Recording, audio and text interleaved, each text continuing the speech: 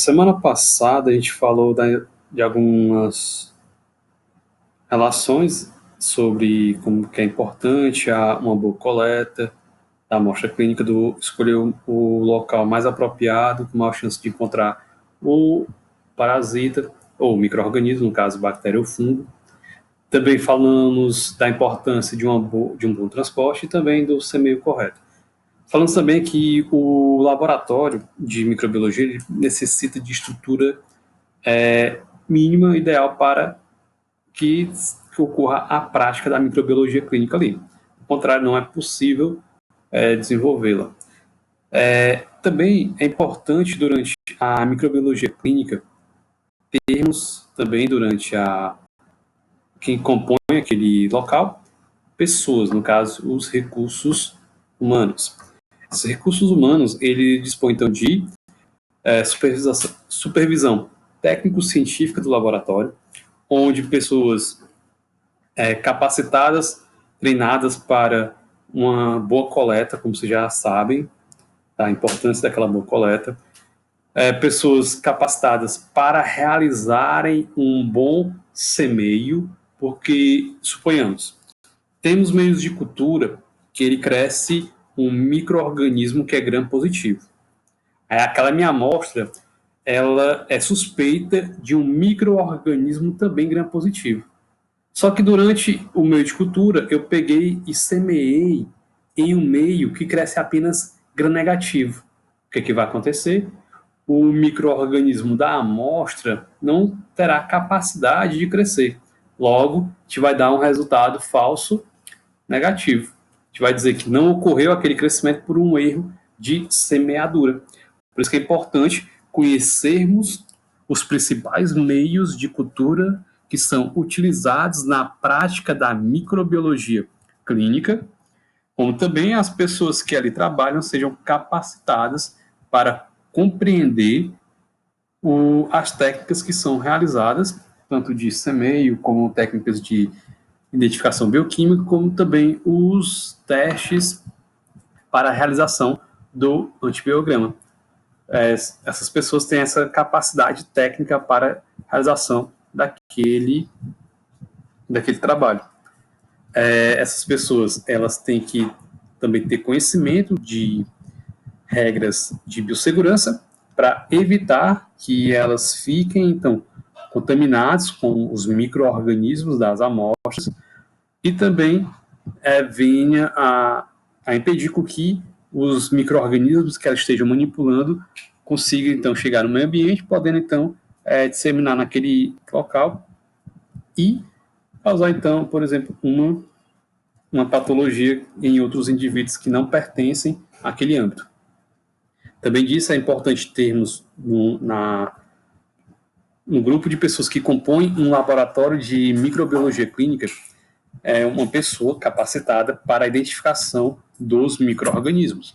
Porque tem pessoas que, com a prática, ela consegue fazer a identificação, por exemplo, do gênero, por exemplo, de bactérias ou de fungos apenas pelo cheiro que a colônia exala. Consegue, então, fazer essa identificação. Também, pessoal, é importante no laboratório de microbiologia clínica que ele elabore e viabilize normas acerca de procedimentos de acordo com a realidade do laboratório.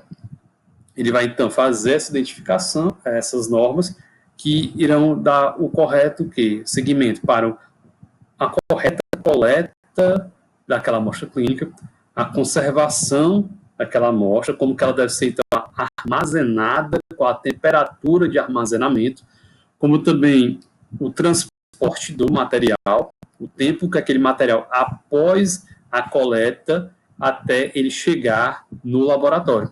Porque, assim, quando ocorre, então, a coleta, pessoal, o micro-organismo, ele sai do seu hospedeiro, sai do ser humano, por exemplo, e ele vai perder aquela sua fonte de nutriente.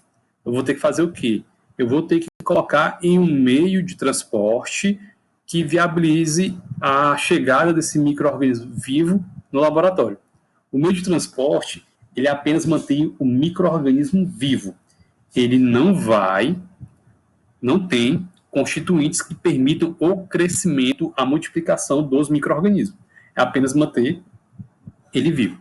Suponhamos, vocês fizeram a coleta, por exemplo, aqui uma coleta de um suave aqui da região do palato duro da pessoa.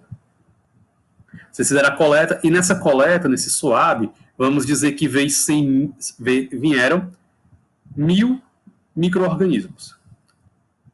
Vocês irão colocar esse suave em um meio de transporte. Quando eu chegar no laboratório, eu espero que eu tenha os 1.000 micro-organismos ou próximo dele. Eu não espero encontrar, por exemplo, 2.000 micro-organismos, 4.000, 6.000. Não, eu vou manter aquela quantidade ou próximo daquela quantidade, porque os constituintes do meio de transporte vão manter os micro-organismos viáveis até a sua chegada no laboratório. Tem amostras que elas precisam, quando no meio de transporte, um tipo de refrigeração. Tem que ser refrigerada, por exemplo, em temperatura de 3 a 8 graus Celsius. Outras já não precisam, então, de conservação. Por isso que é importante cada laboratório, de acordo com a sua realidade, elaborar as normas quanto a coleta, conservação e o transporte desses materiais. E também é importante, pessoal, no transporte, termos essa identificação bem aqui. Ó. Vocês lembram o que significa esse símbolo aqui? Alguém lembra? Isso. Esse símbolo é o risco de biossegurança. Ele quer dizer que ali dentro tem material biológico, onde pode ter risco de contaminação caso a pessoa entre em contato com aquele micro-organismo. São amostras potencialmente infectantes. O ideal, pessoal, que o transporte dos micro-organismos de qualquer amostra clínica seja realizado em caixas impermeáveis, porque vamos supor que durante o transporte ocorreu derramamento interno das amostras ali e fique contido do recipiente de transporte, evitar com que ele, por exemplo, suje o local onde está sobre ele, onde está, então, alocado em cima. Outra coisa também interessante nos laboratórios, principalmente laboratórios de hospitais, é que eles têm a capacidade técnica para realizar isolamento e identificação dos micro-organismos. Por quê? A partir, então, dessa capacidade de isolar e identificar, eu vou conseguir saber quem é o agente etiológico que está causando aquela patologia naquela pessoa. Sabendo qual é o agente etiológico, eu vou seguir para outra prática, que é determinar a acessibilidade desses micro-organismos a antíbios. Eu vou, então, utilizar uma placa de Petri, aqui exemplificado, e um meio conhecido como H-milirrito.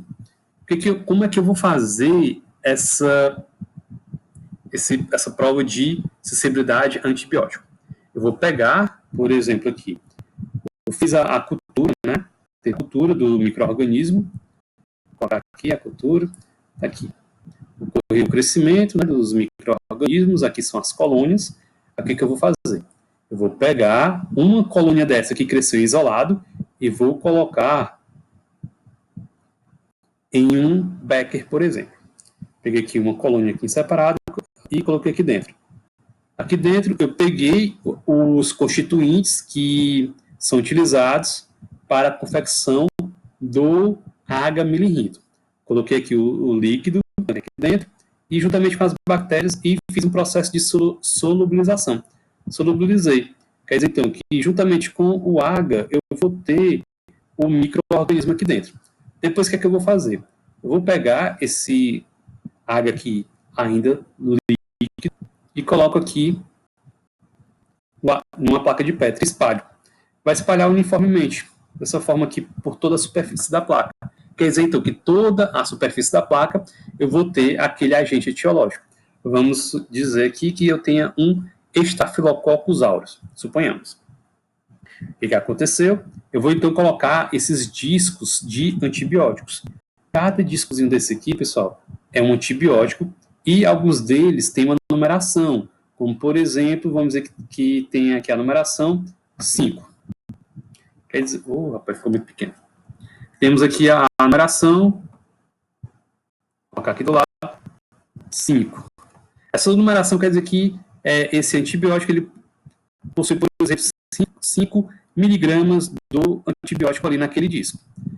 Eu coloquei, então, diferentes discos de antibióticos e agora eu vou observar aquele que causa o maior halo de inibição de crescimento. O que seria, então, esse halo de inibição de crescimento? A gente observa o quê? É isso aqui, ó. A gente observa esse halo de inibição. Aqui, os micro-organismos que aqui estavam morreram. Como morreram, não há mais crescimento no local. Como isso acontece? Quando eu coloco o disco de antibiótico, o que acontece? Ele se difunde por toda a superfície do local. Geralmente, a distância que ele percorre é a distância que separa um disco do outro. Ele se difunde dessa forma. Se ele se difunde dessa forma, o que eu espero? Se o micro-organismo for susceptível, ou seja, ele sofrer com a ação do antibiótico, ele vai morrer. Se ele morre, ele não cresce mais aqui, ó. A gente observa, então, que dentre todos esses antibióticos, esse aqui, por exemplo, é uma tetraciclina, ela teve ação inibitória para impedir o crescimento do parasita, do micro-organismo, dessa bactéria que a gente falou que era o Staphylococcus aureus.